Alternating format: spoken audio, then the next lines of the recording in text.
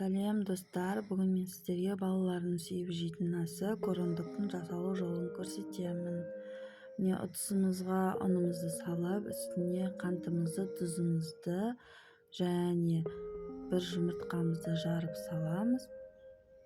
Үстімізді құйып, жақсылап бір келка масса болғанға шейін араластырамыз. Достар, мен қазір толық рецепті описанияға жазып кетемін.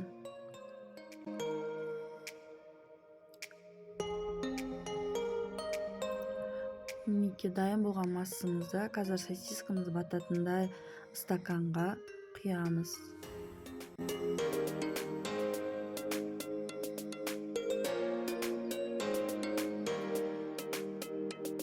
Мен дайындап қойған сосискаларымызды ашып дайындап қойған.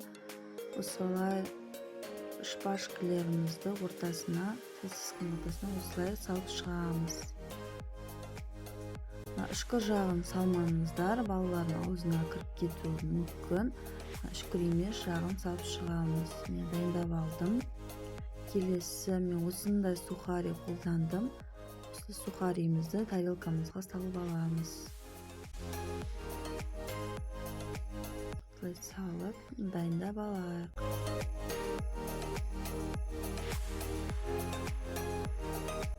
Міне барлығын дайындап болсақ, жаңағы дайындап болған сосискаларымызды тестімізге осылай толық батқанға дейін өстіп батырып аламыз.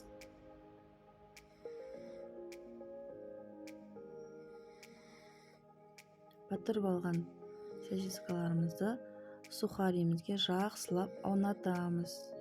Тимей қалған жерлеріне осылай қолымызбен сүйіп жіберіңіздер.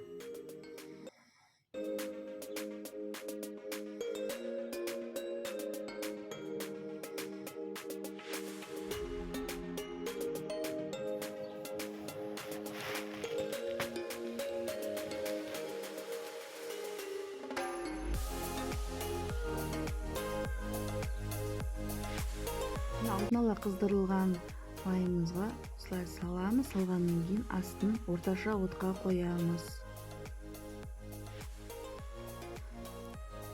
Жақсылап осылай аунатып, екі жағында аунатып отырып пісіріп аламыз. Достар, мен жаңа аунатқан жерім камерама түспей қалыпты. Сіздер міндетті түрде аунатып пісіріп алыңыздар. Міне достар, нәтижесінде осындай корондықтар дайын болды. Сіздер де үй жағдайында балаларыңызға осылай жасап беріңіздер. Ұнайтынына сенімдімін. Достар, ұнаса лайк басып подписаться етіп кетіңіздер. Көргендеріңізге рахмет. Сау болыңыздар.